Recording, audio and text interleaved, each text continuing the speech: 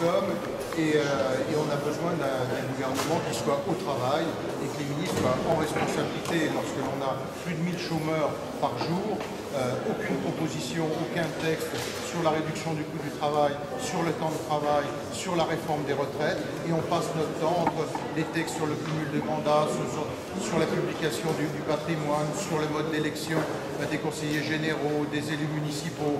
C'est-à-dire qu'on a un gouvernement qui boucle le temps, qui remplit le temps parlementaire avec des sujets qui ne correspondent en rien à la situation de crise dans laquelle nous sommes. Est-ce que dans ce que vous avez entendu à une de ces déclarations de patrimoine, il y a des petits éléments qui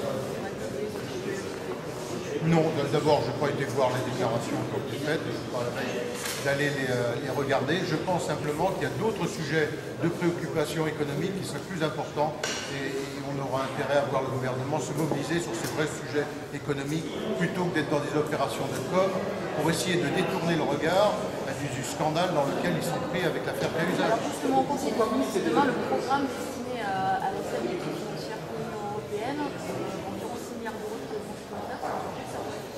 Oui, c'est un vrai sujet. Nous entendons et vous allez nous entendre demain à l'occasion, cet après-midi et demain à l'occasion de l'audition de M. Cazeneuve et de M. Moscovici. Et on verra que ce n'est pas 6 milliards, mais c'est bien au-delà, puisqu'il y a tout d'abord le décrochement de la croissance, quand on passe de 0,8 à 0,1, on sera sur des chiffres qui sont beaucoup plus près de 20 milliards que de 5. Est-ce que les ministres ont une position claire sur le sujet national? Oui, on a une position très claire, c'est-à-dire que nous sommes opposés, mais comme beaucoup de parlementaires ici. Vous savez, quand Claude Barthelone prend la position qui est de s'opposer à la publication du patrimoine, ce n'est pas la position des députés UMP, c'est une position qui est très largement partagée. Et moi, j'ai toujours été opposé. Mais c'est pas un réflexe corporatiste. Est-ce que, dans la mesure où les ministres ont publié leur patrimoine, est-ce que si les députés refusent de le faire, d'ailleurs, aussi bien à droite ou à gauche, ça ne peut pas être interprété comme un réflexe corporatiste?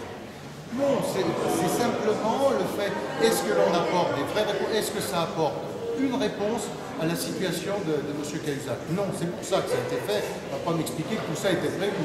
On sort ce texte de la poche pour faire une opération de diversion, pour détourner le regard. Et d'ailleurs, si on voulait aller sur les... Est-ce que la publication du patrimoine est un élément qui nous assure que le ministre fasse plus ou moins bien son travail? Absolument pas. Ça n'est pas un critère. Ce qu'on attend d'un ministre, c'est qu'il soit au travail, qu'il soit en responsabilité. Et donc, flatter ce côté voyeurisme, je pense que tout cela n'est pas très élégant et ne flatte pas les meilleurs côtés de la société française.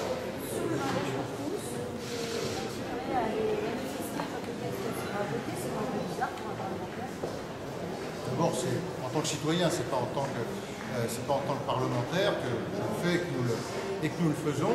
Il y a le sujet, au-delà du mariage pour tous, il y a aussi le sujet de la politique familiale qu'ils sont en train de mettre en lambeaux. Lorsqu'on s'attaque aux allocations familiales comme ils veulent le faire, lorsqu'on s'attaque à la prestation d'accueil du jeune enfant, c'est les familles qui sont ciblées et c'est les familles que nous devons défendre et qui doivent pouvoir être entendues par le gouvernement et qui ne sont pas entendues aujourd'hui. Pire, elles sont méprisées.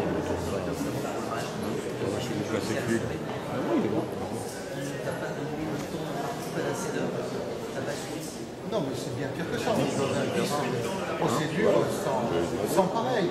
C'est-à-dire qu'on a réduit le temps de l'opposition à 25 heures sur une procédure qui n'existe pas.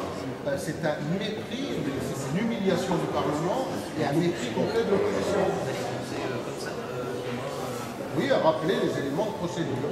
Et ça servira d'ailleurs dans le cadre du recours auprès du Conseil constitutionnel. Il y aura un recours, bien sûr.